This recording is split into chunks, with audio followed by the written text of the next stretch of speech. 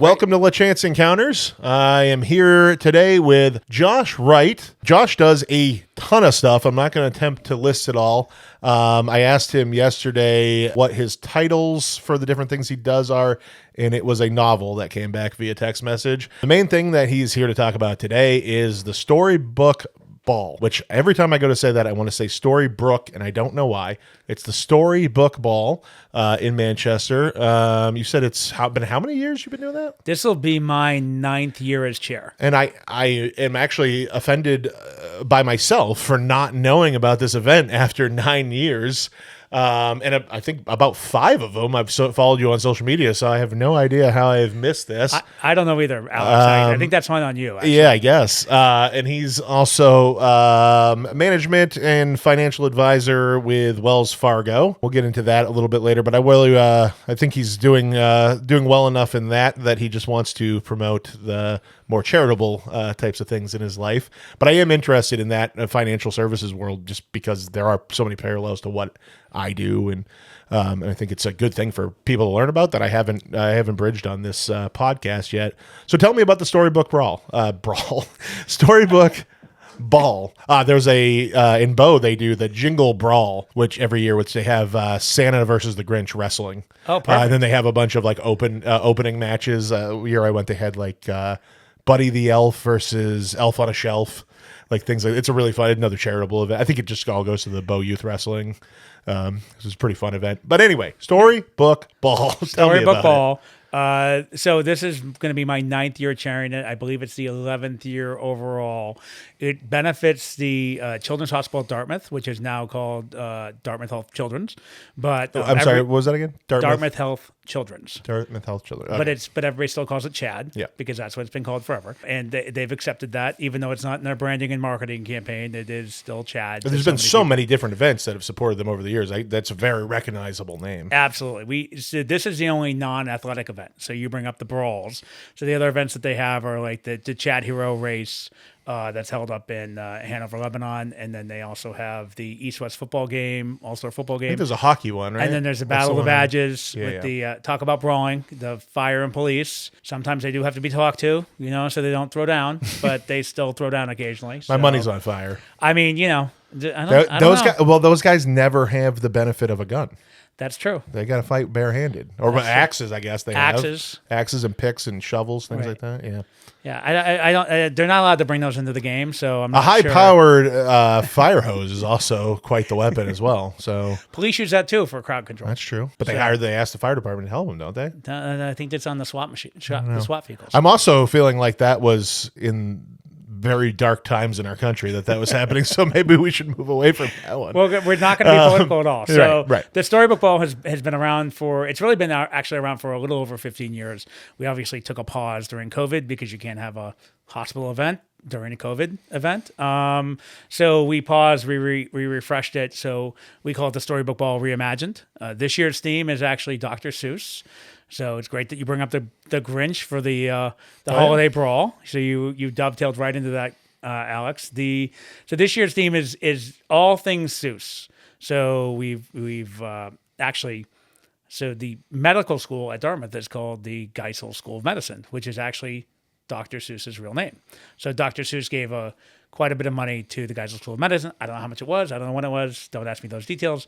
But to name it the medical school, and that the Dr. Seuss Foundation or charitable group has been incredibly helpful in making sure that we have access to the fonts and the pictures and the things that make this really an immersive experience for everybody who gets to enjoy the Storybook Ball. So you're actually collaborating with the people who own the intellectual property for Dr. Seuss. That's awesome. Yeah, so they've been able to those are his fonts are his fonts, right? You can't just use those. But we've been able to put them on our marketing material and our invitations and our sponsorship decks and all those things. So it's been wonderful.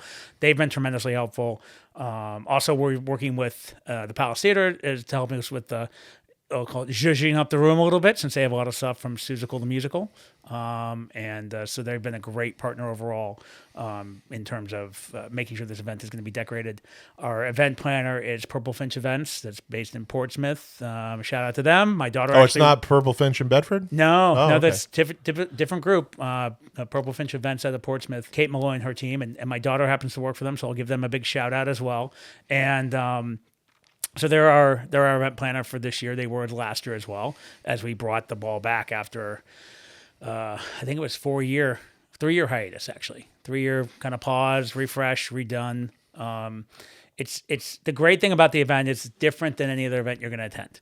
It's not just your standard, gala.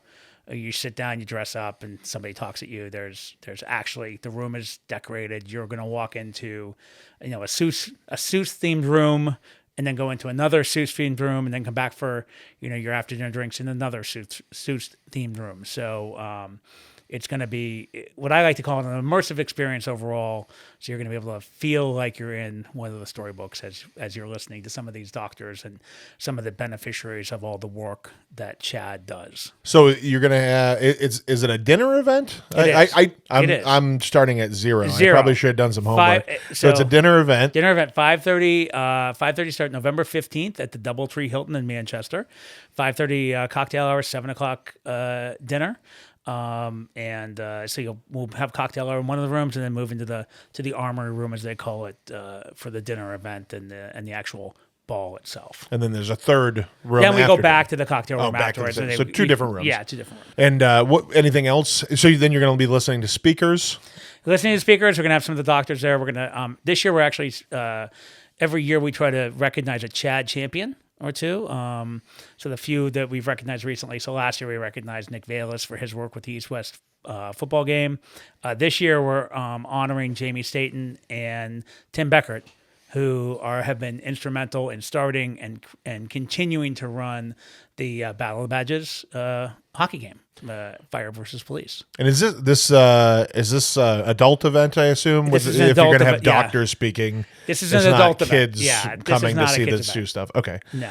Anything else going on? Is that the whole gist of it? Obviously, because it's a charitable event, right? We're raising money we raise money at this event, as I put it, to make all the things at Children's Hospital that insurance doesn't pay for, right? Insurance doesn't pay for the things that kids need in order for them to have that experience at Children's Hospital. That's when they're dealing with some of the scariest times in their lives or their parents' lives. What are some examples of that they're not? I've fortunately never had to go through family in a children's hospital. I'll give you a very specific example. When one of my daughters had a very minor surgery, we went in there, and before we went in there, they asked her what her favorite color was. They asked her what she liked to do, what her favorite stuffed animal was. So when we show up for her surgery, which is day surgery, so not the stuff that a lot of these kids are dealing with on a regular basis, we walk in, and instead of walking into a pre-op room, you walk into what I would call a children's library. And a woman comes up to Emma, my daughter, and says, "Hey, we're gonna go over here while your parents are filling out some paperwork. We're gonna go bedazzle your mask." So they take her away, and she comes back with an anesthesia mask. And I think she was 3 at the time, and she's got it's got jewels on it and stickers and everything else. And she's so excited to show it to us. And then she goes into a room next door, really, with her stuffed animal under her arm, and they knock her out, and I go in and get the stuffed animal, and they do this very minor surgery in her hand. 45 minutes to an hour later, she wakes up. She's got her stuffed animal back in her arm. She's got her surgical, her mask in her other hand. And then she's had it actually, I think we just finally got rid of it because it literally fell apart. The plastic from, my daughters are 24 and 23. And so, I think we finally threw it after about 18 years when it was just completely fallen apart. But those things, the experience, the people who help to, bedazzle the mask, the people who are there to make that room feel warm and comfortable to a child, that's not covered by insurance. Because health insurance, the way it's set up, is just covering absolutely what you need to survive, basically. Exactly. That's incredible. I mean, even as a 42-year-old man, I'm still uncomfortable by going to go to the most basic medical care. I don't know really why. I don't know what happened to me, but like I'm not. So to have that is just, and for kids, it's 10 times worse, right? Because it is 10. They don't know what they're getting into. So that's incredible to have in such a noble cause, you know, to make kids. And obviously, you said your daughter's situation was really minor, but we have no big deal. We have kids that end up there, months on end. We had, one of the great example, I was just up there, they're doing a new patient pavilion up there, which is not specific to children, but because it's going to be their newest facility up there, they're going to have the highest tech equipment for MRIs and CAT scans and X-ray machines. And one of their MRI machines is actually going to be in a room completely decked out for like a carnival ride or a roller coaster or a train. I don't know the specifics, but it's going to be a kid's room. Yeah. So when you walk into that room, not only is the room going to look like you're going into an amusement park, but the actual MRI machine is going to be wrapped in material to make it look like it's a roller coaster. An MRI is one of the worst. It is. Things I have had it, sure. and we're not small people, so stuffing your body into those MRI machines is not pleasant. Yeah. So, but they're going to have a video screen, so the kids can figure out like watch a movie. And you have to sit completely still. They have to sit completely. Now they usually, apparently, I'm not a doctor, so let's be clear. But usually they have to anesthetize kids when they do these things. Yeah. But it's not as effective for some reason, which I don't understand why. But if they can be awake and calm. Yeah. Meaning that they're feeling like they're going on an amusement ride and they can watch a video instead, it's a much better experience for them overall. I remember when I had an MRI last time, they gave me headphones like these. Yep. And it was like, do you like rock? And there was like 2 other genres. This is like my only choice. But then it turned out it was just the radio station. I'm having to listen to commercial breaks while I'm just trying to sit completely still, hearing the Water Country jingle. That's not pleasant at all. So yeah, that's awesome that they're doing that for the kids. I wish they'd do that for the adults. My they are now. My daughter went to. She started. We moved to Bow, so we stopped going there. But she went to Haas Dental, I think it is in Derry, and they had TV screens over the chairs too, which was phenomenal for a young kid. So I can definitely firsthand know the benefit of that. That's awesome. I will say when my son was first born, he was in the hospital for about a month in the NICU. And in that area, just to kind of show how much those things are appreciated, really, and what a big difference they make is there was the Ronald McDonald House, which also donates to Chad. Mm-hmm. There was the Ronald McDonald House room in the NICU. That was really nothing. It was a place. It had a washer and dryer for families to use. It had sitting area, and it had a little kitchenette that was always stocked with food, and just being able to go, and there was a shower. So I would go directly to the NICU before and after work every day, and just it's pretty stressful being in those situations. You know what I mean? Especially having to go to work. Yeah. While you're doing it. And so I would go there after work, shower, and just get something to eat real quick, and then I could go and hang out with Wyatt, and that was it's hard to express how big of a difference that makes in how something that seems so small, you know what I mean, a peanut butter and jelly sandwich and a thing of milk and a shower, how big of an impact that had on our experience in that situation. I mean, even when I was in the hospital having my wife having my daughter, we were right across the hall from the little kitchen. And just being able to go over there and get snacks made it much more pleasant for me. And I'm not the one going through the trauma in that environment, but it's that just having those snacks, and that is huge. I mean, you're right. So yeah, that's also a big factor that we, because parents have to go back and forth. I mean, if you're in Manchester, Concord, Nashville, Portsmouth, and you have a kid who needs services at Chad up in Hanover. Now Chad also has facilities all over the state, including a very large one in Manchester. But if you're actually going up to Dartmouth, we help with gas cards. We help with some overnight stays. We help with some food stuff, just because that is part of that experience. Because you have your child in a place. If they are an inpatient at Chad, that's a big deal. Yeah, I mean, it seems insane that there would be any situation where we would force a family to go through that, to have to drive from Manchester to Hanover daily. I mean, it's just, and what Nick just said. Some people have jobs. Right? Yeah, well, some people have jobs, so they got to go. And that's, even have to still work. I mean, we're lucky. We're both in sales that we can do from pretty much. I mean, I have to go to people's houses, but we can do from pretty much anywhere, right? But Yeah, some people. Nick, I know you were doing you were working at A1 at the time, right? Yeah. He's doing auto body work, Right. so it's like you you have to be there. There's no, you're not bringing the bus that he's gonna do Bondo on to Right. the hospital. Well, it's one of those things too where like you feel guilty no matter what. It's like like we went home at night. We didn't sleep at the hospital because it was in a room. And like my son, he was really just born early. He was all like he never had any serious major medical issues. We were the person That is a serious medical No, issue. I know, though. but I mean like he never had like there was never any like fear of him not making it or anything like that. But we were right next to a girl who was under a pound. She weighed less than a pound. She was born. She was 21 weeks old. Normally that's the cutoff for like when they sort of just let them go, but she wouldn't go, so they ended up like doing going and getting her like all the accommodations and doing all of like she at that age you can't even their skin can't touch itself or they'll stick together, so she had to be wrapped in this like specialty equipment. But anyways, it was like, do we sleep here at night? And it's like you're not going to actually sleep. And then so like how do you show up best for your kid in that situation, knowing, you know what I mean? I'm going to go on a side soapbox, by the way, in maternity wards, which I just brought up, because I've been so lucky that's like the most traumatic hospital experience I had was childbirth. We had, a last minute emergency C-section deal. It was a little bit stressful, but everything was fine. But why is there not another place for people to sleep in these hospital rooms? Because like you just said, like you're not going to sleep there because you're not going to get any sleep. That was my same scenario. I was like, I never left. I stayed at the hospital, but I was like sleeping on a windowsill. They do have at some places they do have those chairs that pull out the beds. Actually, at the new patient pavilion, all the rooms are designed to be single use, not single use, but single occupant. Yeah. Thank you. Which And is awesome. and they have a pull-out couch. So and That's fantastic. actually at Chad, all the rooms are pretty much single rooms because obviously some of the information you're sharing with young children and their parents is not good, right? Or it's going to be a long journey, or it's going to be we have an uphill battle. So all of those things need to be communicated, by these doctors, right? I mean, I'm always amazed that we always hear about a lot of the stories, and some of them aren't.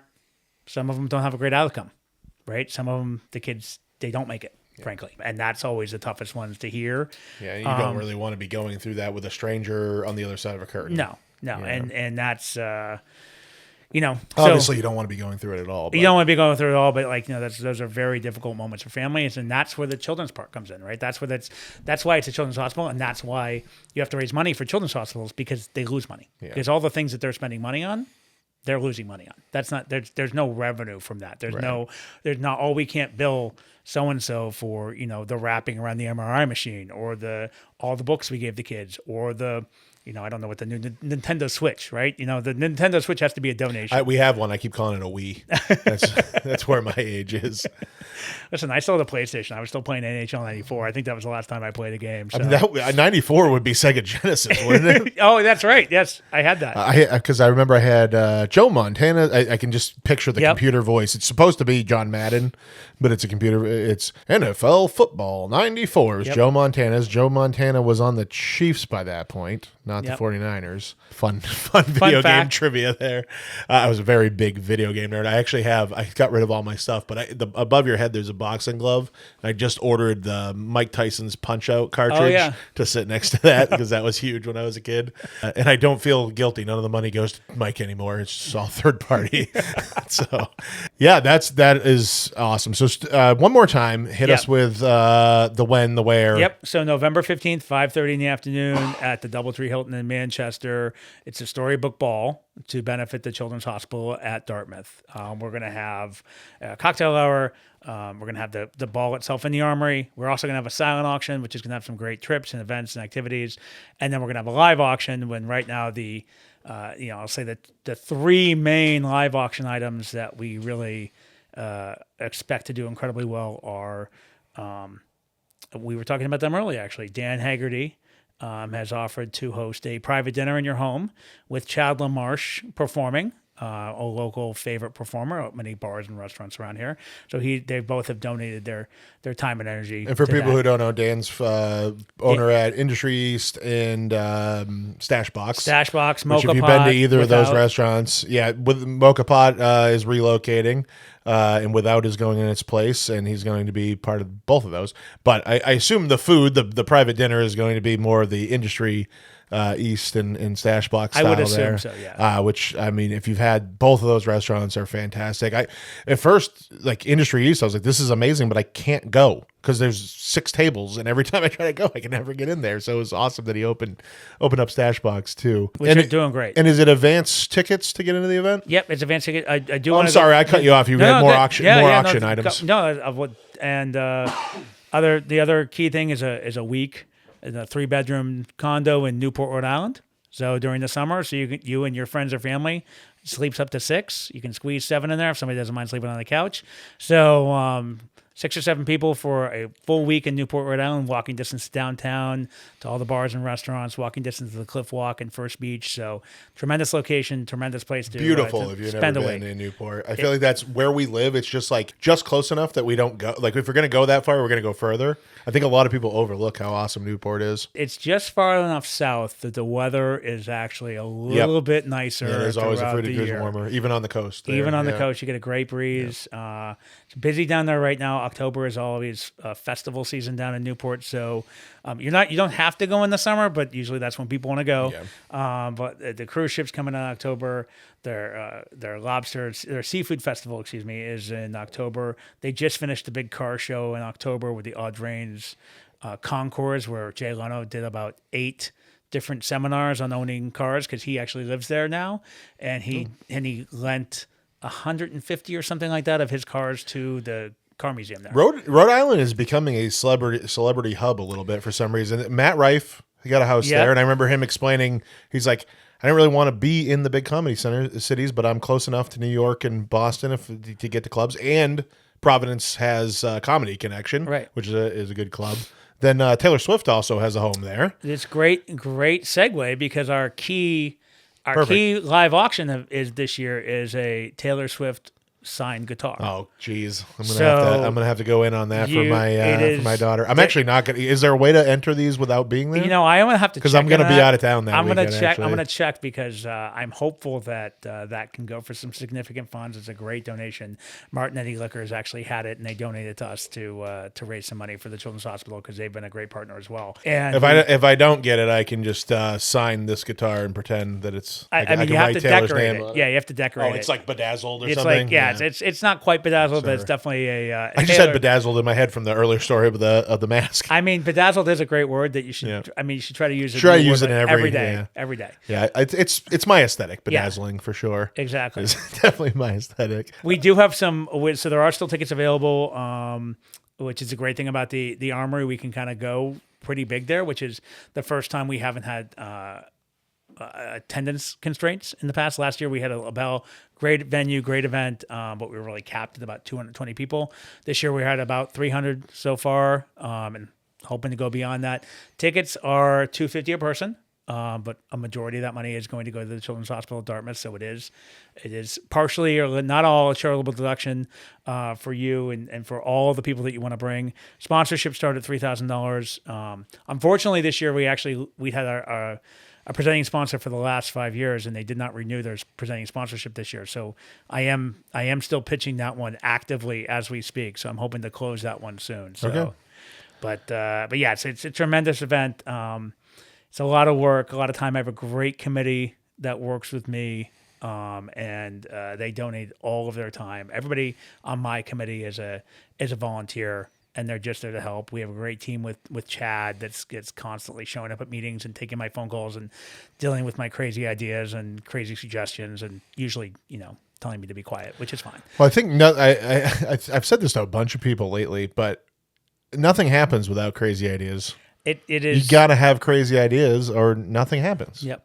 If you just do the normal status quo, nothing ever changes. Nothing, and obviously, there's a problem of needing stuff for these children that are going through sometimes horrific things, and you've stepped up and solved it with a crazy idea. Nothing wrong with that. It's been great. The person who brought it to New Hampshire was a guy named Brady Sadler, who I haven't talked to in years, but he and I worked together on different boards and within the city.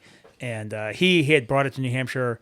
He'd seen it someplace else, and so he was kind of the instigator to bring it here. And then I took it over. Actually, I had a co-chair for years. My former wife and I were co-chairs for a year, and now, as we've started it over again, I'm kind of running it right now. Although there will be a co-chair going forward because, as you can tell, I've lost all my hair, so I've definitely been doing. I've never way seen too you much. with hair. I So. haven't had it in years. It's actually because of Storybook Bowl, but it's a tremendous event. I love all the time and energy I put into it because it's so rewarding at the end, but it is a lot of work. Well, speaking of crazy and committees, you told me yesterday, how many hours have you spent in committee meetings this year? This year, my donated time and hours is just under 100 hours. I mean, so far.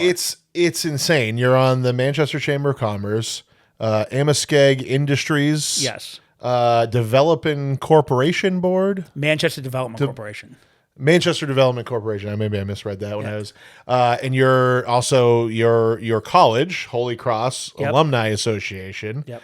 And you're also heavily involved with Swim with a Mission, which is actually how I met you originally. Yes. I had to tell you, I was going to actually lead with this confession off the jump, but I completely misjudged you when I first started coming in. So backstory, I started swimming at the YMCA before COVID. COVID hit. They went to this reservation only system. I could not get a lane ever. It was like trying to buy Taylor Swift tickets. I had to click the mouse trying to get, and I couldn't get in. And so I emailed. I said, "Hey, is there any way I can get more swim time?" And they introduced me to Phil, who does Swim with a Mission. I believe he still does, Yep, right? absolutely. And you guys had a training group at lunchtime, like I think 3 days a week or something. And they said, "Hey, you can probably join up with them." And I did, and it was phenomenal. But when I got there, my first memory was you just talking shit to everyone, like just on everyone's ass about how slow they are. And I was like, what is with this dick? Like, what is his problem? And then I trained with you guys for a while, right up until I went and did the smallest length at Swim with a Mission. And there ended up being days Phil wasn't there and you'd run the class, and then afterwards you'd always like say, you were very encouraging, like, hey, because I was not a swimmer. You were a college swimmer. Some of those other people were triathletes. I mean, we had a Navy SEAL that was in Black Hawk Down in the pool with us at one point. Yep. These were real serious athletes, which I am not and never really have been. But you would say, hey, you're doing great. You're working hard. You're getting better every time. And I learned that you just wanted to push people to be their best, and that I can tell you're just a guy that wants the best for people, and that's clear in all the stuff that you do. But Swim with a Mission, I think you're almost year-round fundraising for that, right? Because you swim the longest distance, right? I don't. I swim. Well, so we at the event itself. So Swim with a Mission, for those who aren't familiar, is a charitable organization started by Phil and Julie Taub from Bedford. And I'm going to forget the number of years. It seems, I think this is the 8th one. This past one was the 8th one. And so they started with this idea of the fact that, identifying crazy ideas, right? And identifying an issue that veterans weren't getting enough support, specifically in New Hampshire. And so they connected with the Navy SEAL Museum and the SEAL community and created Swim with a Mission, which is, to date, I don't even know how many, it's over 10 million. I can't say the judge, but I think they raised just under 3 million again this year. Yeah, every time I see it's a press release or something about the numbers, it is a staggering amount. It's staggering, and the amount they give away, a majority of it goes to New Hampshire veterans and charitable organizations to support homelessness, mental health, equine immersion programs, dogs, which is a huge component.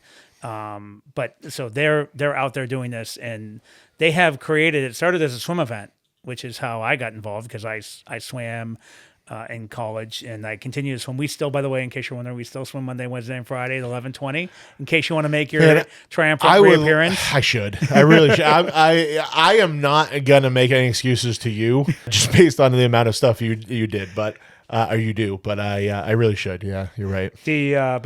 so Phil and Julie came up with that idea. They executed it, and they continue to execute it, and it's just expanded their impact has actually grown beyond Swim with a Mission, because now they actually host a veteran summit every year, which they get all of the nonprofits in the state together to collaborate, share ideas, talk about their how they're doing outreach, how they're growing their veteran services, and it's created collaboration. It's created new organizations. And it's really enhanced what they're getting. In fact, right now up in Franklin, they're helping with Easter seals, building the first really what I would call comprehensive veterans location in the country. They're going to have an equine immersion program, so they're going to have a what's the word, arena for them to train with, swimming pool. They have some permanent residencies for veterans, so they can live on campus. And then there are also a lot of these veteran service organizations are going to have space on the campus, so veterans can go there and learn about the different things and engage with some of the things that they need. They've been active in reducing veterans' homelessness in the state. Pretty much everything veterans oriented in the state right now, they've touched on in some way. And I think anytime I see anything, the name is there. Like even if it's in collaboration, they're there for sure. Yeah. Yeah, and I'm just a volunteer, so I do the 5K swim. I did not do that great this year. This year was actually by far my worst year in swimming. You've won it? I think. Have you? I have not. No. Won. Okay. I have come in second. Okay. I've come in second, I think, either 3 or 4 times. Always to somebody different. Usually to like a 27-year-old. Yeah. Which I can't take too much pain since I'm 52. I can't really take too much.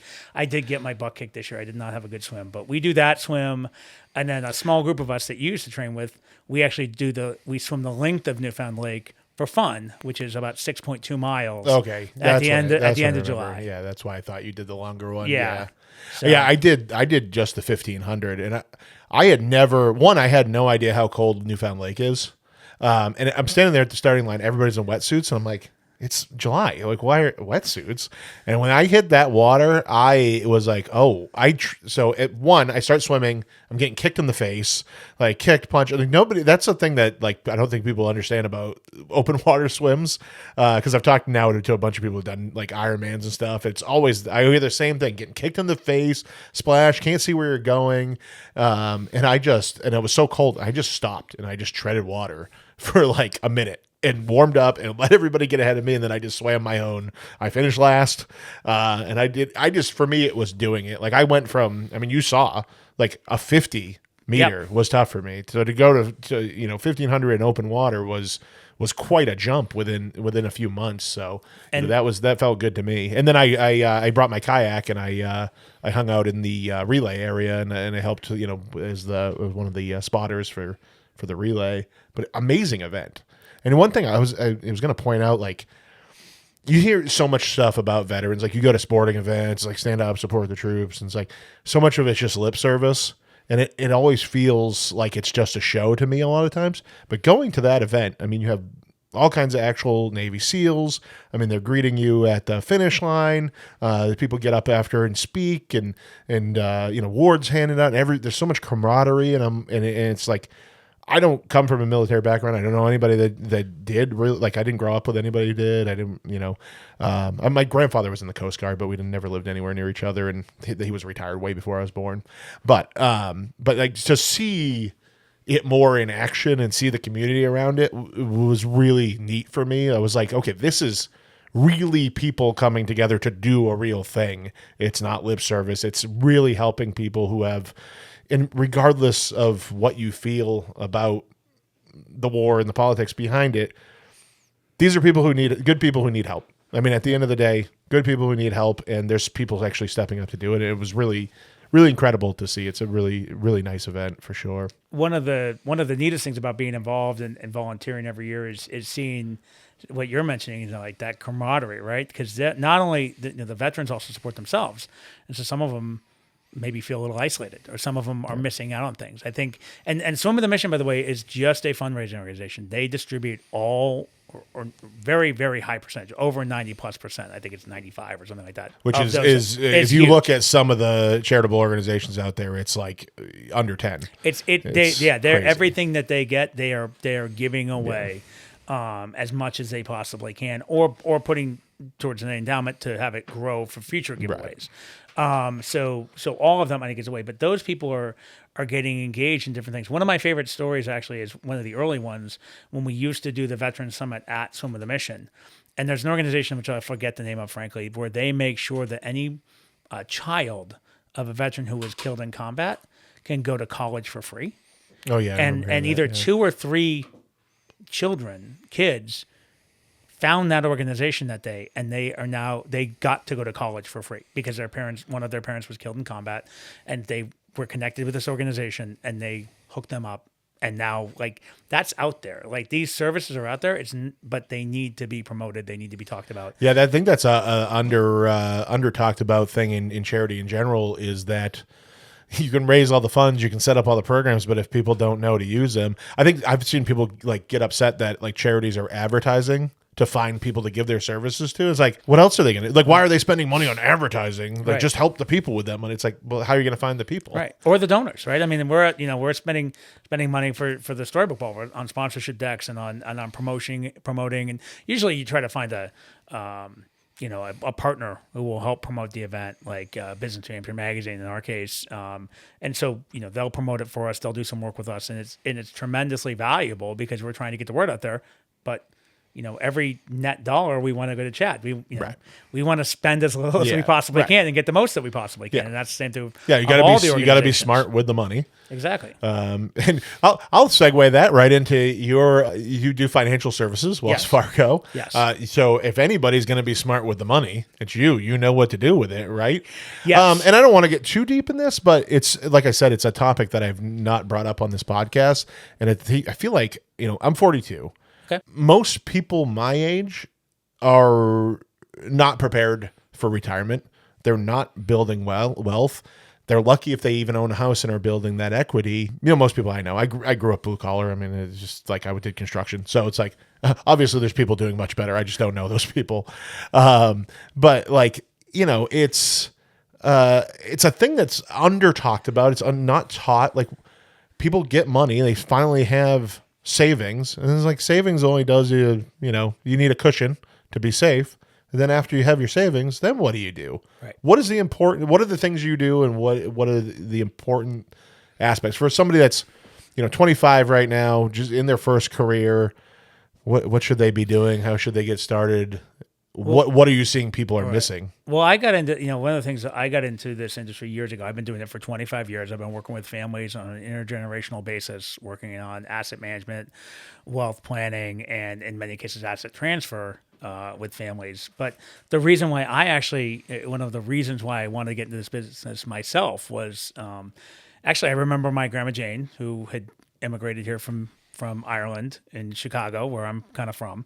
And she had raised her 3 daughters pretty much by herself. My grandfather passed away when my mom was about 13. So, from that on, she was raising 3 girls by herself. She worked all her life. And when she retired, she had to get a little bit of help from her 3 daughters, who were all successful. All of them had at least a master's degree. One of my aunts was a nurse. One of my aunts was a judge. My mom has 2 master's degrees in English and French, and she was a teacher for her whole career, or an administrator. So very successful daughters, all raised from a single mom, and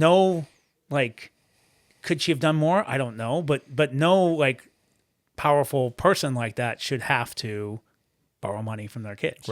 Right. So the thing I tell all of my clients is that, especially younger clients, right? If you're starting, everybody has a different age bracket, right?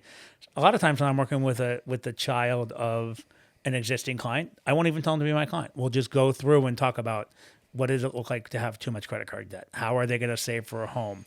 What are their major focuses going forward? Do they want to get married? Are they because sometimes they want to save for a ring, right? How do you fill the different buckets that you have to fill in your life? Retirement, savings, investing, and then future goals. So, and as you age and change, those things are different. When you're in your 40s and you've got kids, how are you saving for college? How are you saving for retirement? Do you want to have a second home? Do you want to pay off your first home? What are those main focuses that you're looking at? So I'll say why I am successful in my career is because I call myself an analytical empath. I can do all the math in the world you need me to do. I can do all the numbers. I can throw everything up on a whiteboard and demonstrate the plan that we need to put in place in order to do it. But what I'm good at is translating that into your life, your lifestyle, your current financial situation, and help you make sense of how you're going to get to those things in a reasonable fashion. If it's achievable, right? Like it's some people. Yeah, at the end of the day, you've got to have the money you coming in you got to to do do anything something with it. Yeah, right. Like I can't make you save money. I can't make you max out your 401k. I can't make you put money in your 529 plan for your kid. I can tell you what you should put in there. It's almost become taboo to like tell people find a better income. Like you're almost not allowed to say that to people anymore. It's like, yeah, it is tough. Like the world's a lot harder than it needs to be, but like you can make it. You can improve your life. Like learn a new skill, take a risk, do something, whatever it is. I mean, there's so many avenues to explore to try to improve your life. But you're right. If you haven't done it, if you're only making, $15 an hour or whatever, you're not going to be able to do the things that you're trying to do. It's just not going to be possible. I liked how you started there though with like, because I know I almost went and worked for Northwestern Mutual a few years ago. I was like, I don't know, and like a second step and then I decided I'm just going to stick to real estate. But I know what the products that you sell and make money off of, you didn't lead with those. You led with actually educating people on credit card debt. You don't get anything out of that. That's not a thing you're selling. No. So I really appreciate hearing that because I have an advisor I've worked with for quite a while. And it was the same way with him. It was, and he'll send me real estate clients because when I know that he could take that money and make money with it, he knows that it's better for that person in that time to buy property, and he advises, despite not making any money off of it, he gives them the advice, hey, use that as a down payment on the house. You're not going anywhere, so that's fantastic stuff. Now, what are the things that you actually do? What are what's your product? Oh yeah. You had some great marketing and sales language there, but what are the actual? And I know you're genuine. I'm not. That sounded like I was trying to insult you. I know you're 100% genuine. I can take insults. I'm good. But I didn't mean it. You actually did call me a dick. I didn't mean in the presentation. I said I misjudged you as a dick and admitted that I was wrong. But no. What's the actual? What is it that you actually sell? I mean, at the end of the day, what is the product of a company like you work for? You asked me a question earlier that I didn't answer, which is what I would tell a 25-year-old. Oh, yes. Really? Yeah. And what I would tell them is this, and I would tell anybody who is not presently saving or not presently saving enough is start with a number. Start whether it's $25 a week, $50 a month, $100 a month, whatever that number is, and then put a reminder in your calendar every 3 months or every 6 months to increase it by $25 or $50 or $100. The reason being is always harder to make that first investment, whatever it is. Maybe it's $1,000, maybe it's $10,000. I'm just using a very simple example. Remind yourself in the calendar to increase that every 3 months, every 6 months, every year, whatever you can afford. And sometimes you won't do it. Sometimes you can't say, okay, there's not another $100 in my budget. There's not another $200 in my budget. I do the same thing with 401ks. If you have to get started to start, right? You start with 1%. And then I remember doing that. And then 6 months, you got to put it up to 2%. You're not, the 1%. If you go by 1%, right? It's not a heavy lift. It's not easy, but it's not a heavy lift. If you go from 0 to 6, everybody's like, oh, I can't do that. And then they quit. But the key is to remind yourself to increase it, because if you at the end of 2 years, all of a sudden you're saving 6, 7, 8% in your 401k or $300 a month for your 529 plan, and you're not missing it. Maybe you didn't go out one time that month because you didn't have the money, but you're doing something that's going to have a long-term impact. And the earlier you start, whether it's retirement savings, 529 plans, whatever it might be, the earlier you start, the better chance of success that you have. The other thing is you have to invest it. And whatever you invested in, because the only thing that doesn't work is cash. Yeah. Cash always loses money. It doesn't keep up with inflation. You cannot out-earn inflation when you have money in cash.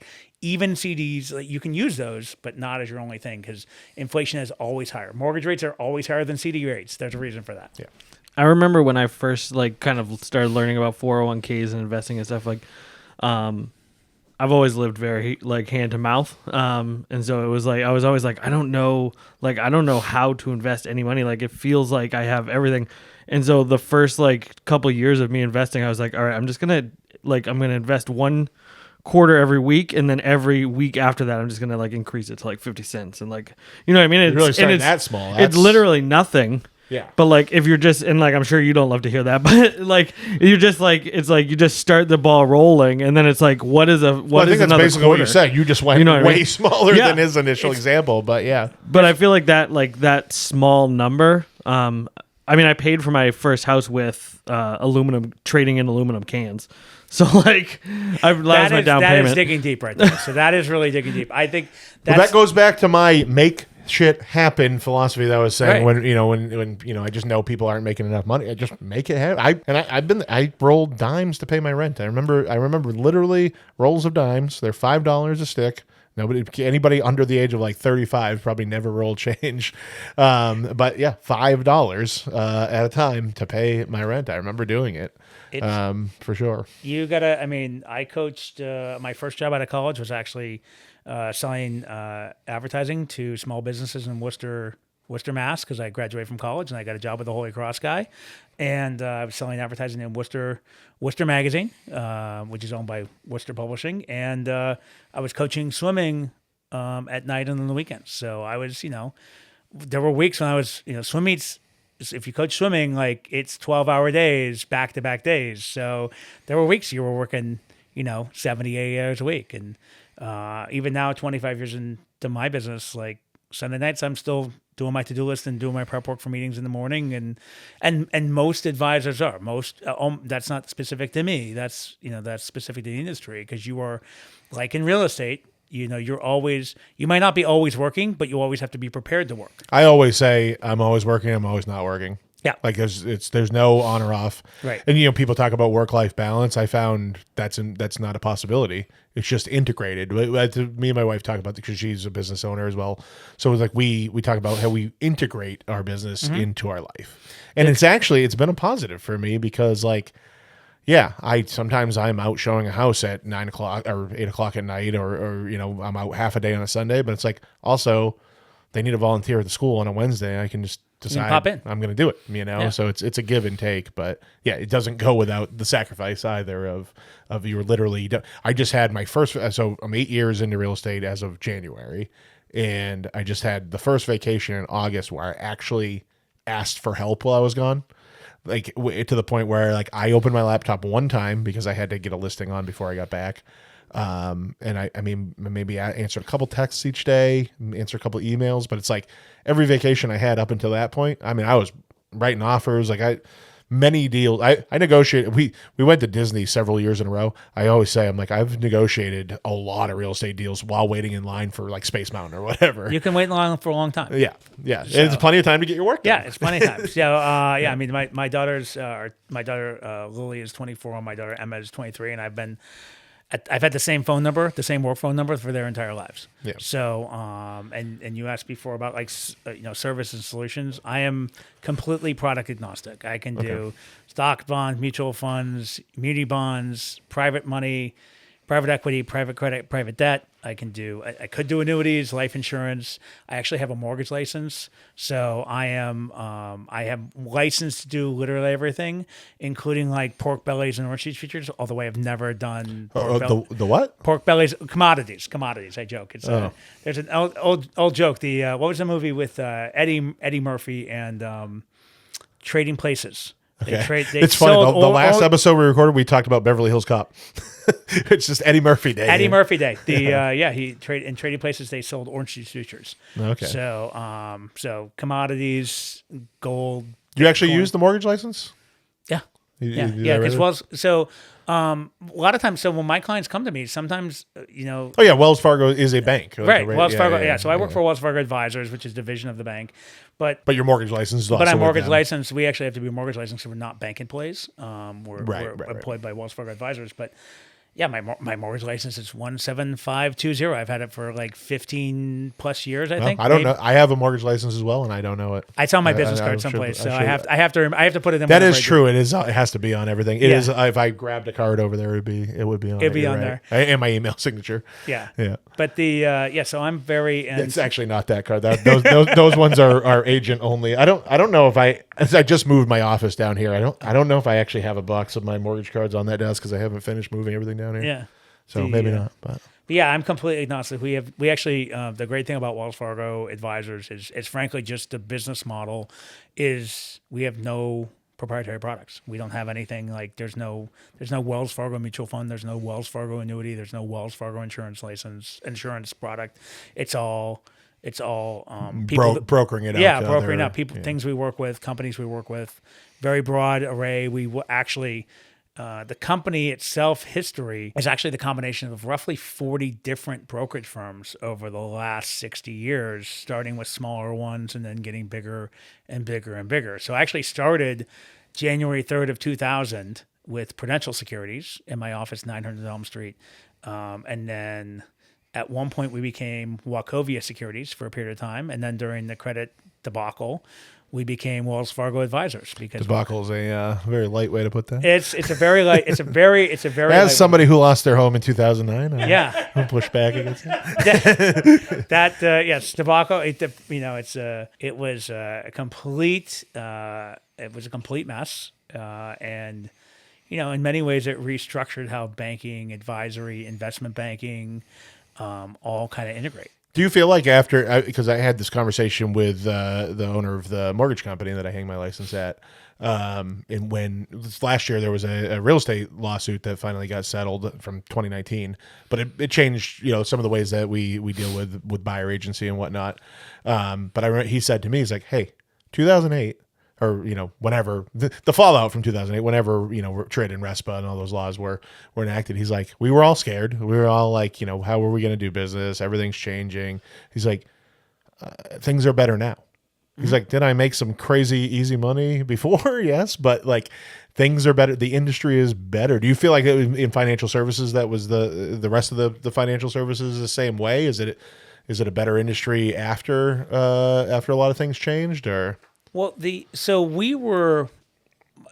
I don't know what to say. I don't want to say that we didn't have the issues, right? Like Wells Fargo Advisors, Right, we you don't, weren't we don't one of issue, the ones yeah, that- we don't issue yeah. mortgages. We were Yeah. issuing through Wachovia Bank. Yeah. So we do some custom credit, we do some lines of credit, we do some very specialized things for clients. I mean more on the ground floor as a person out there face to face with the people who need these things. Does it did it change and was it a positive change? It actually didn't change that much for us because we already had compliance in place that is I won't say arduous, but I won't say it's not arduous. We have like regulation best interest, which is a relatively new thing actually. That is a fiduciary standard. We have a lot of different protocols in place that are extremely important for clients, and they're across the industry. It's not specific to us. It's across all advisors that we have to do what's in the best interest for our clients. Almost every advisor I know who's successful already did that. Yeah. It just wasn't in writing in advance. And So that it's is the one same change. at my real estate license and with my mortgage license. Same thing. It's we always because I get asked because I hold both licenses and sometimes I do both for on the same transaction. People go, "Isn't that a conflict of interest?" I said, "My interest is the best outcome for that client, no matter Right. what. If I'm doing one or the other, or I'm doing both, that's still the same interest is success for my Right. client. So no." It's not Yeah. a conflict. If people used to, especially in advisory, they used to have multiple brokers. They used to have multiple advisors. And that was because information wasn't readily available, right? You didn't people used to come into the brokerage offices to watch the ticker tape on the NYSE.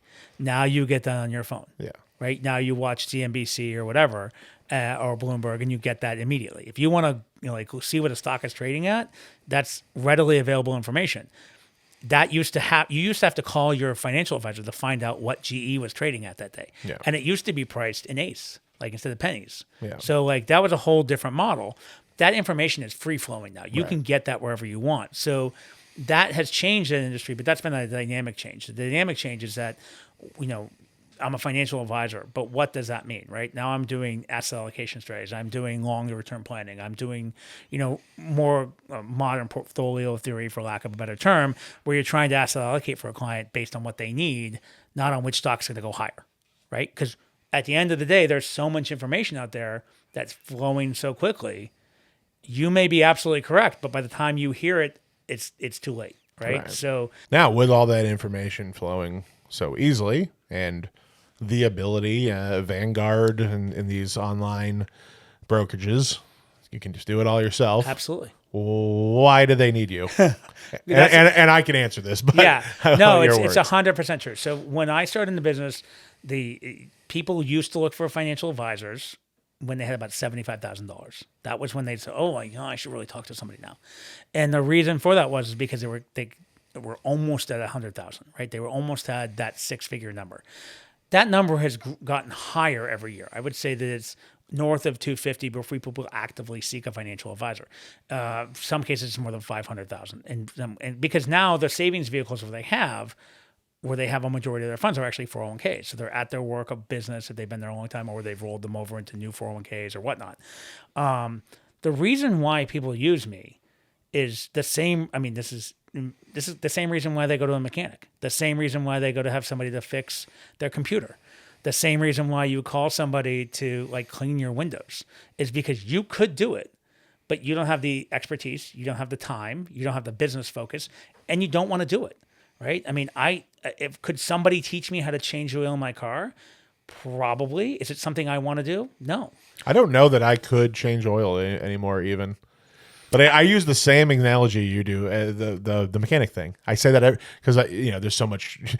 Real estate agents are one of the most hated salespeople in the world, and so I get it all the time.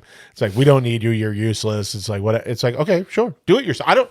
Anytime somebody tells me they're going to do a for sale by owner, I'm like, good luck. If you need any help, call me. Let me know. Let me know how it goes. You got any questions along the way? Give me a shout. I don't, but it's the same thing. It's like I have done my own brakes. I did.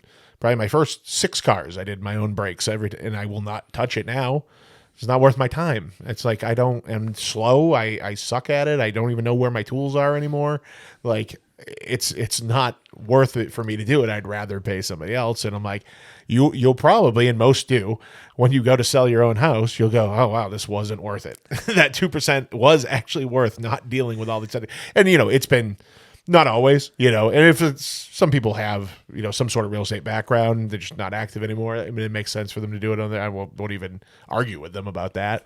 It's not crazy. But at the same time, you're not making rational decisions when it's your own house. When I sold my own house to move here, I think back, I'm like, I should have got an agent. I shouldn't have represented myself. I needed somebody to tell, because I just made quick, rash decisions because I'm trying to move and do all this other stuff. And I probably could have gotten more money out of my house. I probably could have gotten this one for less, if I hadn't been emotional behind it, right? If I would have had somebody, whispering in my ear going, hey, dumbass, do this instead, So yeah, I get that 100%. You bring up a really good point about the emotion, right? Because I don't work with a ton of families, but I work with families. And in some cases it's 2 or 3 generations. In some cases it's across a broad spectrum of the limbs of the tree. So I'll say this, I'm emotional about my clients. I'm not necessarily emotional about the money, right? Yeah. So I'm going to make an analytical decision based on what you need to do, at the same time being empathetic with your situation and what you're dealing with and what's going on. I was actually talking to an advisor about this yesterday. He's like, even when things are going well, like in the market, right? Everybody talks about the market, right? Most of the time, I couldn't tell you what the stock market did on a day-to-day basis. I don't pay attention to it. I pay attention to a couple of stocks because I own them. But other than that, I'm looking. You're not day trading. I'm not day and you're trading. not advising your clients to do that. Because never. That's a I whole just heard, specialized thing. I just heard Dave Ramsey, who I don't really like, but I just heard Dave Ramsey say 97% of people fail with day trading. Oh yeah, it's crazy. And that's the other 3% are lying. So no, I mean, I don't do any day trading. Everything I do is investment driven. It's long term driven, unless we're doing like some short term money markets or CDs or something like that. Because I'm looking at the planning, like what do you need short, mid, long term? I'll actually divide portfolios into different, like what is the time frame on the portfolio, and we'll create separate reports because each one of those buckets should perform differently. Your long term portfolio should perform very different than your short term portfolio, and that's the structure that people need to look at because you'll become less emotional. This is the money you need here. right? This money you don't need for 5, 10, 15, 20, 30 years. So that money should be set up differently. I Should feel not like be the same holding. too many salespeople that deal with the 6 figures and up world, like we do, forget that that's not normal to everybody else. Like, I think I said this to Nick the other day. I was like, if it doesn't have 5 digits in it, I don't even think of it as a significant amount of money, even though it really is in my personal life. But I'm just so used to dealing with large amounts of money that it doesn't faze me. And you have to like consciously remember that those people that you're working with, it phases them. Like very small amounts. That yeah, I can say coming as someone who that does phase significantly. Yeah, five figures is a pretty big deal. Yeah, exactly. Well, yeah, but so I think I love what you're saying about empathy and emotion, because I find it all the time, like talking to other real estate agents that are on the other side of a deal for me, the way they talk about, certain aspects of the transaction, whether it's, a large repair that the home needs or if it's just an amount of money, they talk about it so callously sometimes. And I'm like, this is huge for these it's nothing for us. We're going to go to sleep in our houses that we already own tonight. These people might be homeless tomorrow. Right. Like it's over very large sums of money. You have to remember that emotion behind it. When I bring in a new client, actually, I make them one guarantee. And it's the only guarantee I've ever made to any client. Which is if you invest money, you are going to lose money. I literally guarantee it. So I hope it's not the first year, because that doesn't start the relationship off on a good stand. But when you invest money into equities, mutual funds, anything of any potential loss, at some point you will lose money. It's going to go down. I'm going to guarantee you right now, so that when we have this conversation in 5-10 years, you remember that part. Because a lot of people, I consider myself an advisor, because an advisor in my world is someone who will tell you not to do something that would make them money, right? So when you talk about sales, right, a salesperson in general is a salesperson like, I want you to buy a car from me, right? I don't want you to buy that car, even if it's a better car from you. I want you to buy it from me. An advisor is somebody who's going to say, this isn't the right car for you. You should go down the street to so-and-so because he's got a car that's a little bit cheaper and it meets your needs, right? So that's where I differentiate. So when I advise clients, I tell them I guarantee you're going to lose money. And the other thing I tell a lot of retired clients, because we have, especially in New England, you have a ton of people who have worked their entire lives. They may never have made 6 figures, but they saved like crazy. And now they're about to retire and they have 7-figure portfolios, right? When you have a 7-figure portfolio, if you lose 10%, if you have just $1 million, 10% is not a big deal in the stock market, right? 10% is like it's a really, really bad month or a bad quarter, but it's not the end of the world. It's not a huge issue when you're an advisor. For those people, that's $100,000. That's more than they ever made any year in their entire life. Right. Yeah. And to them, it's a big deal. They know how hard they worked. Exactly. And the stock market just took that away in 1 month or 3 months or a year. So that's why I tell them, that's why we talk in percentages. Because 10% is no big deal. You lost $100,000, that's a big deal. And then most of my clients have, they're well into the 7-figure territory. So when you're talking to them, that number might be 500. It might be $1 million that they lost that year because of the way the market is. They also have a history and they understand it.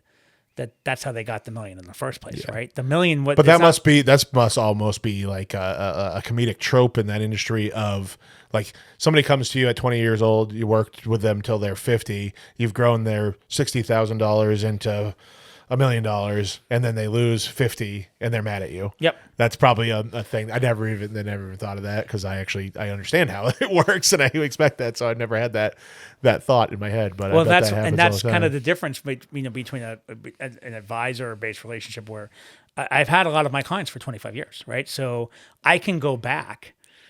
Sometimes it can't go all the way back because of company switches, but I actually had a client call me one time and they're like, hey, I lost, X number of dollars. I'm like, so I wanted it all to go to cash. And I said, well, just so you know, like you have spent more money than you ever invested. Like they still had, I'll just use a round number. They still had a $600,000 portfolio.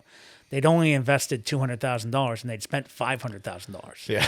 So, I mean, so if you want to do the net income, it was like, Yeah. this is just a generic example, and it's a specific person, but they had literally said like, you've lost this money. I'm like, yeah, but you still have three times what you still put in, profiting. You've and still- you've spent all this money on top of it. So Yeah. that's what the value of long-term planning and investing is. Yeah, and going back to the salesperson versus an advisor, like I feel the same. My license for real estate says salesperson. I can't stand it. Right. I'm like, if I have a listing, I have to be a salesperson. Sure, of course. I don't love. I actually, even though the listing side is much better, like time wise and stress wise and everything, every other reason, I actually don't like it as much because I have to sell that specific house to somebody, and I don't love doing that. I can do it. I have the Right. skills. I've done it many times, but I don't love that part of it. I would rather go with somebody and have them find what they like. I love going into a house with a buyer and picking it apart and like being like, okay, this is why this sucks. This is why you shouldn't buy it. And I had a client tell me one time I talked him out of a house that he was adamant that he wanted to make an offer on. And I didn't even go. I just had looked. They had aerial shots, and I'm looking at it, and I'm like, dude, your neighbor's driveway goes right through your front yard. You guys have 3 giant dogs. The house is the neighbor's house is 20 feet away. I'm like, this is not the house for you. This is not anything you've described that you wanted at all. Like, this is not for you. And he told me after that, he goes, you talked me out of that house. That was the exact right decision. And I will, if you stop doing real estate, I will never buy a house again, because that was like the most important thing, for him, was like somebody just going, no, I don't want to make the money if I'm making it this way, Well, and that's a good thing in my business. Like, I don't have any listings, right? Yeah. So I never, Right. You don't even have I don't a have product. any Yeah. listings. When somebody Yeah. comes to me with an issue, my job is literally to figure it out. Yeah. And there's literally because you broker to you don't have products within Wells Fargo, there's nobody saying, Josh, you need to make more. You need to sell more of this. You need to sell more of that. It just doesn't exist. It's actually, it's against our codes. Right. I'm going to switch. I said we got way deep in that, and I said I wasn't going to. I'm going to switch to one last topic, Okay. Which is you're in these, we mentioned them at the top, the Chamber of Commerce, some other Manchester business groups. I'd love to hear your take on just where the direction Manchester is going business-wise.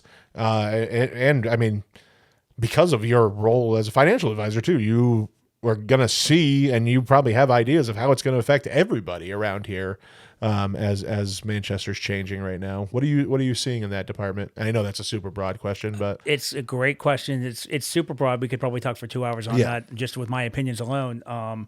Because I do readily share my opinions, especially on the economic development side. So just to kind of lay it out there. So I'm in the Chamber of Commerce board, which obviously people are familiar with that. We're, very pro-business board. I'm on the Manchester Development Corp board, which is a public-private partnership with the city of Manchester. This is my second stint on the board. I was on it for 6 years before, and I had to take a hiatus, so I'm back on again for, I guess, another 6 years. And we help with financing of improvements of small businesses and small buildings. We own small business. We help with development. We are not developers, but we help with development. We just recently bought the building where Consuelo's Taqueria is. It was on the market, and we own the Rex Theater. We have a long-term, what they call that, lease to buy deal with the Palace. So how many seats is the Rex Theater? This is I have my think own. it's like two. I want to say it's 250. You can call Katie or Peter from the Palace, and they'll tell you for sure. But they have the great thing about the off Rex mic. is they have I'm going to talk to you more about the Rex. yeah, I they some have ideas. great open seating. That was one of the great things. I remember when on my first stint with MDC, when we went to look at the Rex, Peter Ramsey and I went in there with a few other people from MDC and just looked. It was a disaster then, right? We specifically bought that building at MDC because it was a failed club that was a blight. My community. hardcore band played there. Yeah. There were Probably why it's a blight. there were fights with blunt object weapons during Right. that show. Yeah, Right. So I know all about it. That's why Yeah. we bought it to Yeah. stop that, and our partnership with the Palace has done that, and Palace is a great partner there as well. And then Amaskeg Industries is an older. Actually, today was my first official meeting at Amaskeg right before I got here. Is an older organization that owns a number of pieces of property throughout the city, which I won't go into all of them. And they also have first right of refusal on a number of properties. So it's an important organization potentially going forward beyond the shareholders, but also to impact the city.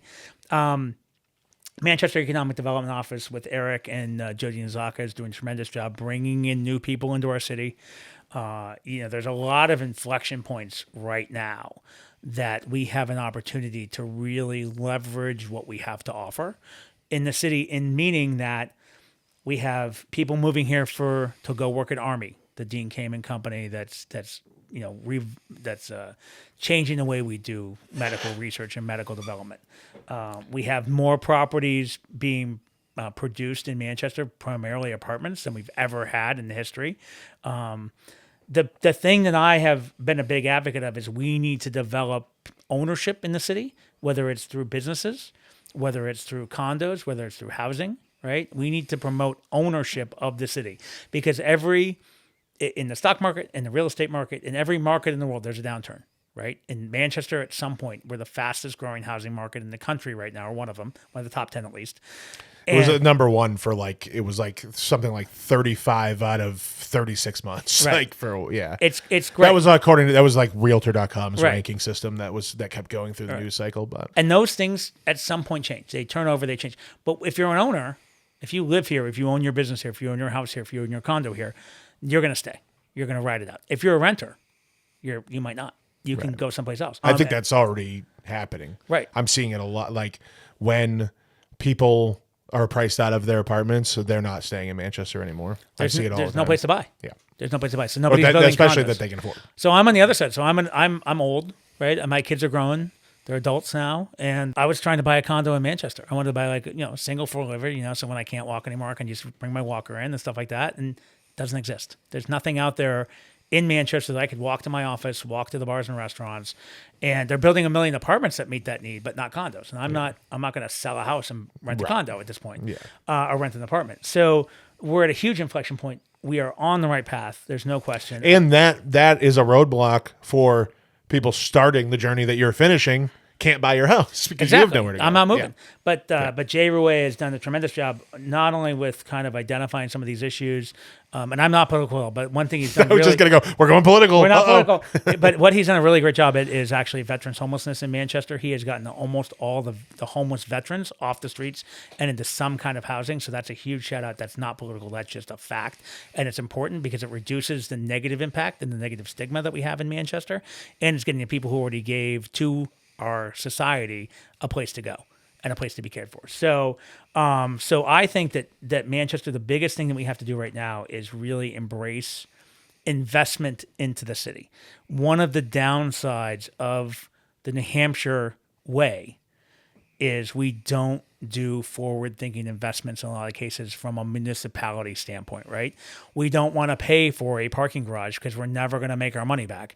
Never taking into account that parking garage is going to bring us 4 new restaurants because now people can park really easily, right? We're not going to put in a train station because a train is going to cost us $15 million a year out of the state budget.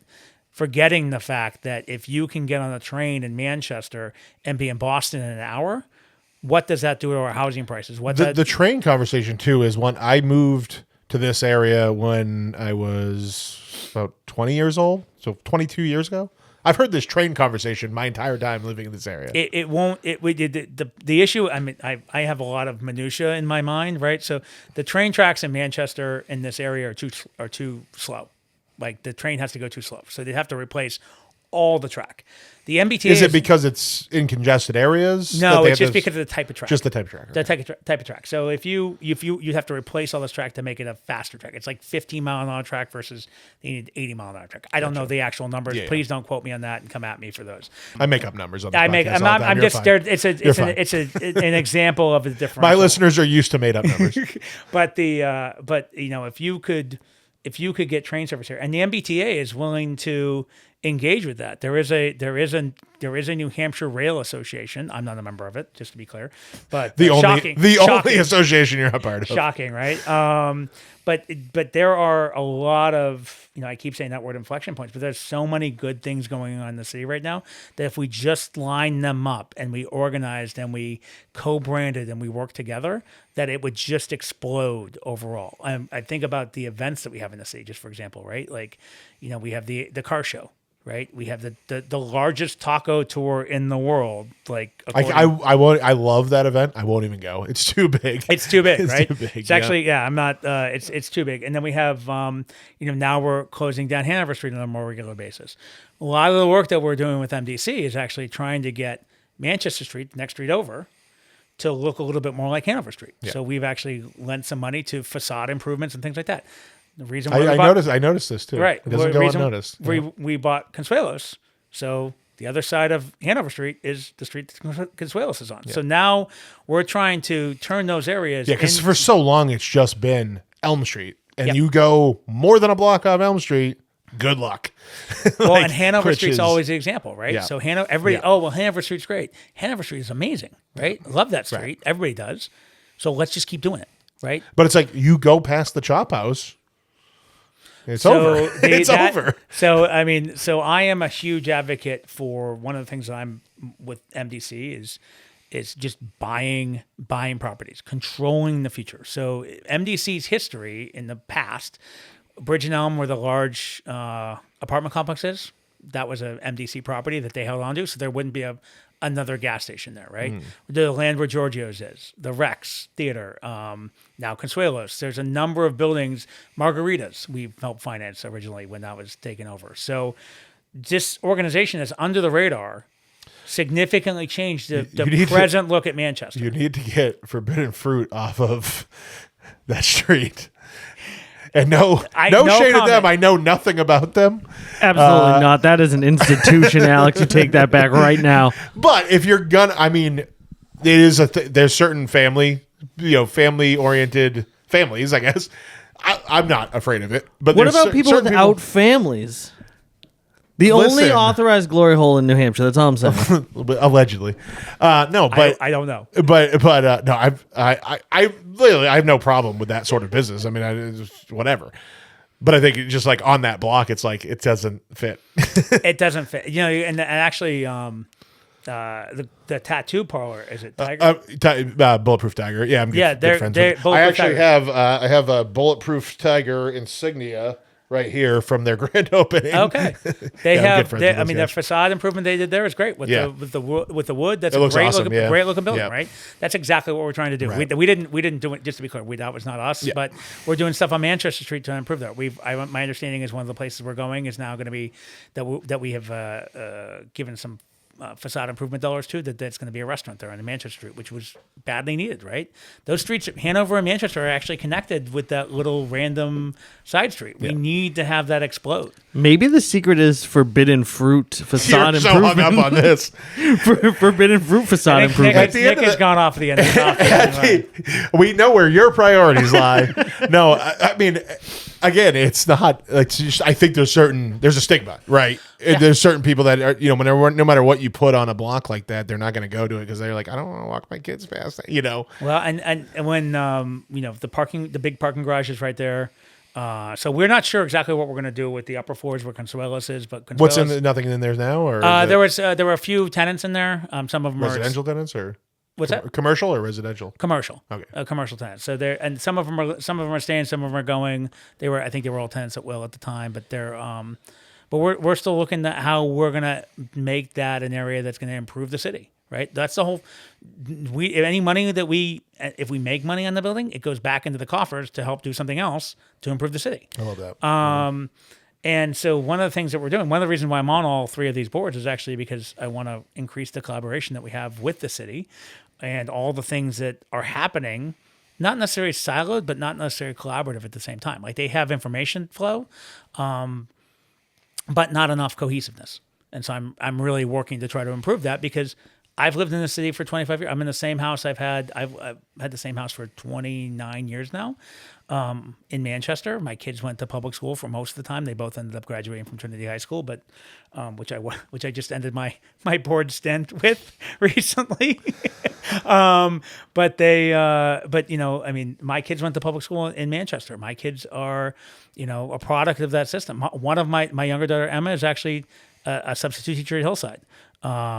Right now. So, and did that last year as well. So Manchester has some tremendous opportunities. When I moved to Manchester, the Snow Arena didn't exist. You couldn't go out to dinner. Really, you went to the back room, right? And Casey's rib shack.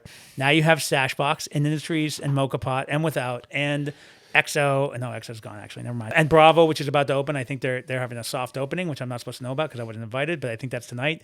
And they're going to open soon, which is a brand new restaurant with by the Singer family. It started that they actually took the chef and sous chef from and food and beverage guy from the Manchester Country Club. So that. I've heard great things about the Bravo sandwiches already.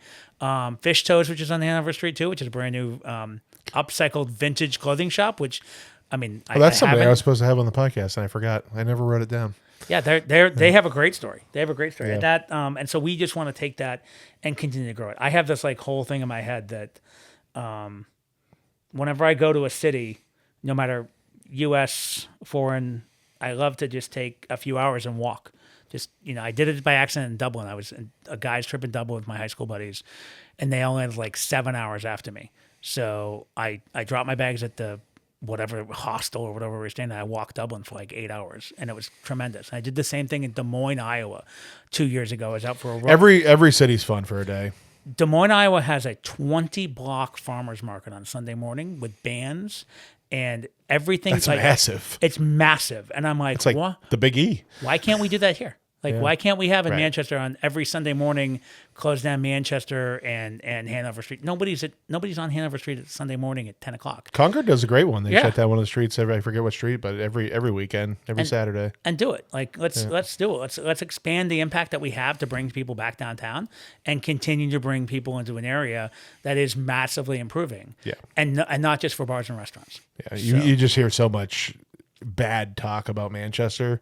And to me, it's like the particular neighborhood I was in was why we moved. Right. But like there's bad parts of every city. And like I toured in punk rock bands. We played the bad part of every city. We weren't going to the nice clubs. Right. And I've seen like, it's not Baltimore. It's not Chicago. It's not like the people that say that trash Manchester need to like travel and have a little perspective of like, we have a very nice.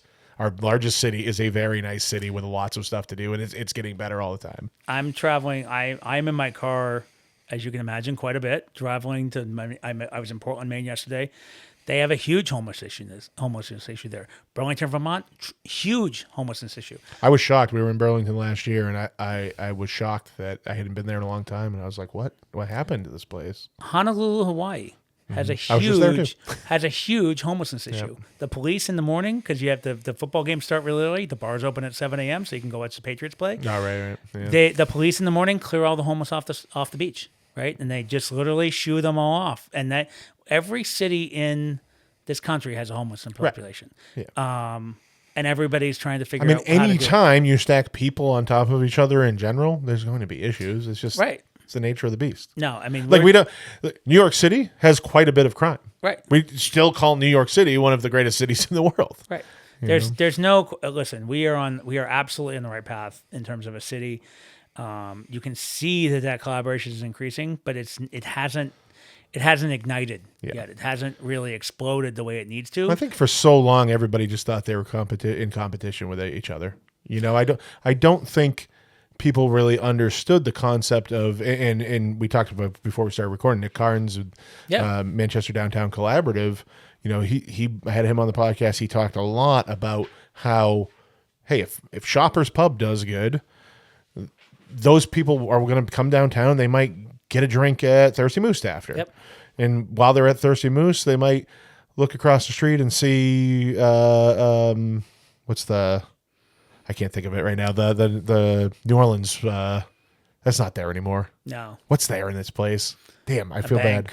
bad. No, there's a restaurant right there. Anyway, if you bring people to the area, one business brings them to the area, they see all the other businesses, they come back, they do more, and they just keep coming back to the same area, and then everybody builds up. And then vice versa, if somebody went to the Verizon Center, because there's it seems to be picking up with more and more things coming to Verizon. It's not Verizon, it's New Arena. It's been how long? Across the street, they're going to see El Rincan, and right. It's just it helps. But I think for so long everybody thought, well, if that customer goes to Shoppers, they're not coming to Portland Pie. Right. To give an example of a business that didn't last. Right. You know? No, I mean that's 100% true. That's one thing that Nick and his underground downtown collaborative group have done is they all just said, hey, we're just going to promote each other, right? We're just going to keep promoting each other, and that's what MIDO does. MIDO is always Manchester Economic Development Office, which are people who work for the city trying to promote it. They're just promoting these businesses on a regular basis, and that's really what we need more of. It's because it's exactly the same thing, right? If you're doing well in one restaurant, that's going to help other restaurants, because if you're packed, they're going to go next door, right? Yeah. They're going to go someplace they never would have thought to go because they're so full, right? Yeah, and I mean, if Manchester is just the destination in general, exactly what you said is going to happen, because I hear this now. A lot of people from, Lowell, Andover, the Merrimack Valley area of Massachusetts, for a night out, a lot of them are coming to Manchester instead of going to Boston, because it's a little bit easier, a little bit more laid back, cheaper. There's no tag. You can park. There's no. Yeah. People complain about parking in Manchester, which always cracks me up. Well, I was actually going to comment on that earlier. Like, if you have a trouble parking in Manchester, what's your problem? I've never had an issue. The only time recently it was I was doing the open mic at Laugh Attic at Strange Brew, and Sebastian Maniscalco was at the SNU, and I was going to meet one of the other comics to flyer for, they had a book show at Strange Brew the next night, and I met one of the other comics to hand out flyers outside of the Sebastian show. I could not park that day. I ended up finding a spot, but it was like this is the first time in like a decade I've had trouble parking in Manchester. It was strange. Do you know why though? This will shock you too. I used to, when they were talking about the Civic Center, because that's what it was called before. It was called Verizon. That's what they were all called before branding came in. Well, before the brand came in. Yeah. I was actually making phone calls to get people to vote for it. And the biggest question people had was, well, you're not building a parking garage, so where are all these people going to park? And the response, there's street parking for all the blocks. Exactly. Yeah. And actually, that's why so many restaurants popped up in Manchester after that, because we didn't put a parking garage directly across the street, because now you have to park and walk 2 blocks. So in those 4 blocks, now you have a million restaurants. Now you have the gas. There is a parking garage directly across the street, pretty much, the Radisson. Yeah, but that's kind of hidden. But then you have the Gaslight District, which exploded. So I went to Holy Cross in Worcester, and the Centrum, which I don't think it's called the DCU Center now. DCU Center, thank you. They had the Worcester Ice Cats. I think they have the Worcester Sharks now for their hockey team. But they did not get an ancillary benefit from that arena opening and getting the hockey team, because the parking garage was not only right next to it, there was a bridge that connected the parking garage to the Centrum. Yep. And so even restaurants like the Firehouse Cafe, which is famous and has been there forever, had a fire. The bar was an old fire truck, literally inside the building, and they closed. And you're right. Even though they were the Palladium is right there too, and I used to go there a lot. And I remember always being like, "Where do I get food?" Like there's like the 99's down the street. There's like not much there. They've completely revitalized. They've kind of done the opposite. In a while. I go there quite a bit because I'm on the Holy Cross Alumni Association board, so I was there for the last weekend. But they've done a lot with bigger things. Like they brought back Union Station for trains. They the UMass Medical downtown now, so they have some major developments that went into downtown Worcester, which has turned that city around. My territory used to be downtown Worcester, Main Street, which was not easy to get anybody there, but we did. Actually, I just remembered the last time I was at the DCU Center, I won this top 8 Magic the Gathering playmat, playing in a Magic the Gathering tournament. It's the only time I've won a cash prize playing Magic. I won $200. Today was the anniversary. I noticed on my Facebook memories. It was like 8 years ago. So you were playing Magic the Gathering 8 years ago. Do you want to talk about that at all? No, I mean, I would. Did you play? Right. No, I've never. Usually Dungeons and Dragons was my last foray. Yeah, well, so for me, Dungeons and Dragons is too involved to play as an adult. Like I have friends that play, but it's like, when am I going to commit 4 hours to? And like when I played Dungeons and Dragons as a kid, we would. So I lived in Merle, Maine. We would play in a hayloft of a barn at my friend's house, and we would go Friday night when we got out of school, and we would literally play the whole weekend until it was time to go home on Sunday and get ready for school the next day. And we would play, like, sometimes, your group in Dungeons and Dragons would split up, like whatever, you're questing with or whatever. I don't even remember the terminology, but we would play Magic. in those times. Like if two of us weren't in the thing that was going on, we would just play Magic with each other. So that was when I got into. It was like 13 years old. Got into Magic, and then I didn't play till I was like in my mid-20s, and then I found like competitive Magic that was mostly adults playing, and I fell in love with it again, and it's not quite what it was then. COVID kind of killed the competitive scene, and they changed a lot of the ways they were doing the competitive Magic scene in that time period, and it lost its luster for me. But like, it's a great game. I mean, it's a very complicated. I remember I was flying to tournaments. Like that's how much I was playing. Yeah. I wasn't good enough to justify that, but it was fun, you know? But I remember I would watch the live streams of events like leading up to whatever event I was playing, like whatever, because there's a bunch of different formats. So you got to study the format, see what people are playing, cause it's all customizable. I remember my wife, I'm laying in bed watching one, and my wife's like just on her phone, and all of a sudden she goes, "This game is so fucking complicated." And I was like, "It is, yeah." But it's that complication, and they used to. I feel like that this kind of fell apart, but their research and development was so good, and they would really hone things before they'd release stuff. They'd make sure that the game was going to stay playable, because every time they release new cards, the game changes. Oh, okay. So it's because the general rule of the game is whatever it says on the card, that's the rule. Like there's rules, but then whatever's on the card that trumps whatever the rules are. Oh, right. So it's every time they print a new card that does a different thing, the game changes. It might make a card that was great 6 months ago is now trash because this new card trumps it. So it's always evolving. It's always changing. That's what I enjoyed about it. It was also a good social. I mean, you don't think of Magic the Gathering players and Dungeons and Dragons players as being the most social, and that stereotype does exist with a lot, but I met a ton of great people that are still friends today. Actually, when I started real estate, my number one lead source was Magic the Gathering players. Oh. Because my two major backgrounds, punk rock and Magic. Punk rock people have no money. Magic the Gathering kids were very smart. A lot of them have very high level tech jobs and stuff like that. So those were my number one clients were the Magic. So there's my spiel about Magic. That's great. You said, do I want to talk about it? And I did. Yeah, there you go. There you go. But I think we're gonna. Was there? Did I interrupt something that you were? No, I don't. No, you were still talking about like Manchester development. No, we were talking about Worcester. That's how I got there. No, I think that I think that the great thing about Manchester is there's so many people in so many different organizations who are trying, whether it's together or separately, to improve the city overall. And so I think it's my hometown now, basically. Yeah. I've been I feel like Manchester's my hometown too, even though I moved out, but yeah, I just have to, if you're going to be, I'm never going to run for a political office because there's not going to happen. I'm way too opinionated. And I'm afraid of what people would find out about me. Oh, I mean, I've already found out too much. But just the Magic the Gathering was never talk to me again. Forget the forbidden fruit part. I mean, the Magic the Gathering. That was Nick. Nick's the forbidden fruit. He's the one that brought up Glory Hole.